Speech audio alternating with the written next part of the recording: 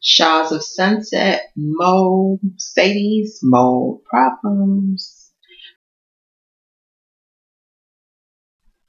Mercedes and everybody is in Mexico, and I believe that's where they're at. And they're not getting along. She's not getting along with Asa. She has an issue with Reza. She doesn't really like Lily, but she's starting to feel like she just does not have a thing for Asa. Like Asa's just a pain. She's a bitch. You know, to put it bluntly, she's a bitch, and that's how she's feeling. It also is kind of throwing a little bit of shade. She's throwing a little bit of fuel on top of the fire. She already knows that MJ is a little bit touchy. She's got, a lot going on. And she's sitting after MJ is basically like she doesn't want to deal with them. They're sitting all in, I think it's the pool or the hot tub, and MJ isn't there, but they're still speaking about her. They're talking about her in the ambient. They're talking about maybe they got it wrong. They're talking about each person has basically spoke about it at a previous time. Lily brings up the fact that MJ had stated she took an ambient when they were at the airport or prior to her getting to the airport, and Lily was like, "You're not going to have enough time to sleep." And MJ was like, "I took it, basically for fun or whatever." Unless you are addicted to sleep, the fuck you want to take an ambient for?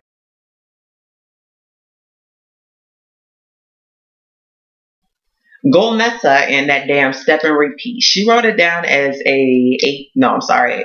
No, that was correct. As an 8x10 versus what the gentleman on the phone said, which was a 8x8. And if you know your measurements as far as, things are, the dimensions of things, it's going to be a whole other shape. A 8x8 is going to be more conform. It's going to be more of a square. Whereas a 8x10 is going to be totally different.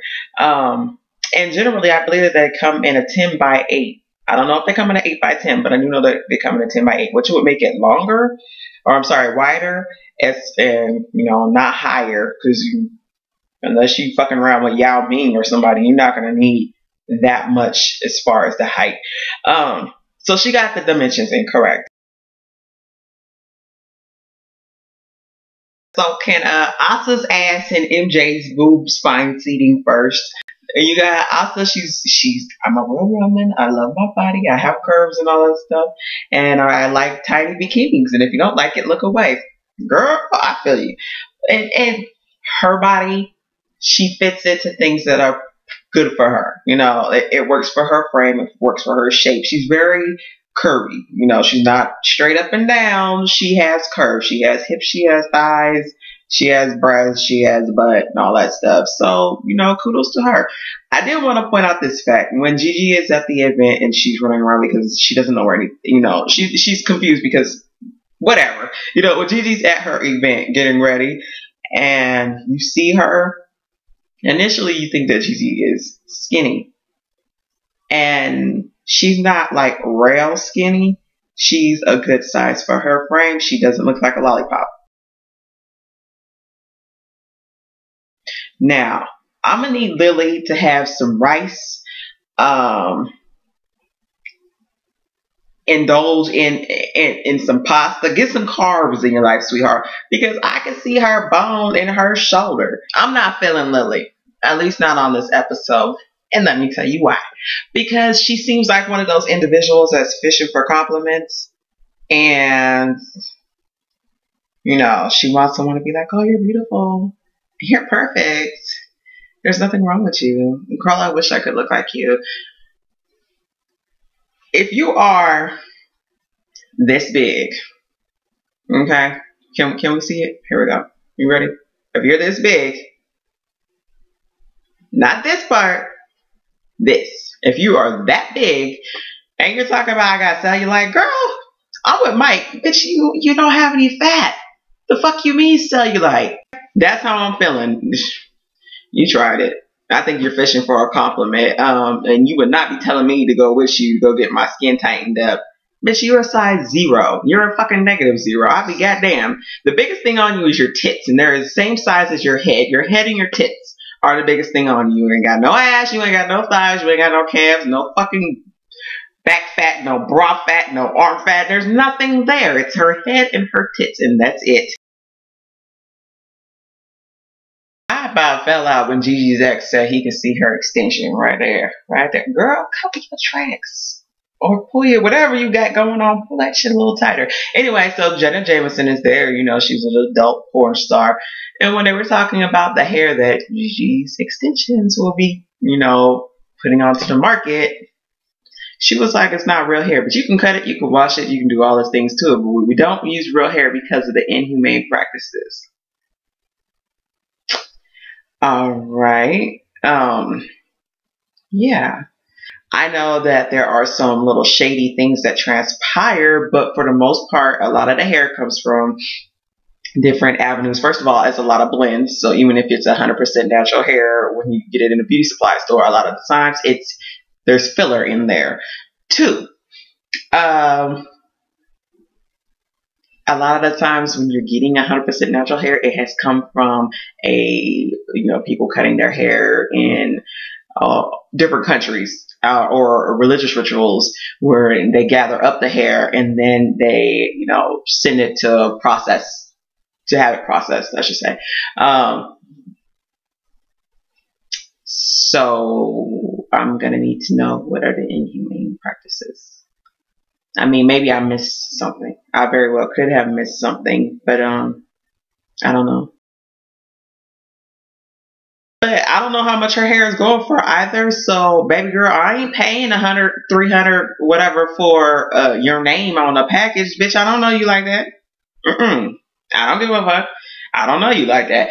And I damn sure ain't paying 100, 200, 300 for some fucking hair that's not hair. It's not human hair. It better come off of somebody's fucking head. That's what I know. If you want me to pay more than a couple dollars for it. Otherwise, I can go to the store and go get some Kanekalon fibers or go get some protein hair or whatever the hell this stuff is called. You can go get a whole bunch of other brands of fake hair that could be curled and washed and all that, flat iron and stuff. I don't know. And her sister was kind of being a bitch when she walked in. She was frowning about the drink. She was looking, what are we doing with this? You fucking give her a little bit of, a pat on the back because she actually pulled the shit all together by herself. And, don't be so harsh and critical about every goddamn thing. That bar trick that the guy in Cabo did was everything. Okay, a good mixologist is wonderful, but one who does tricks is even better. So he gets tens across the board.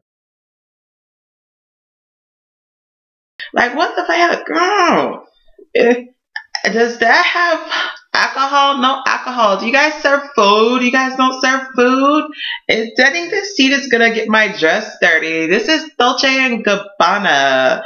I don't give a fuck who it is. Girl, you're in fucking Mexico. Chill out. Calm down. I understand. Look, first of all, you don't go out in white.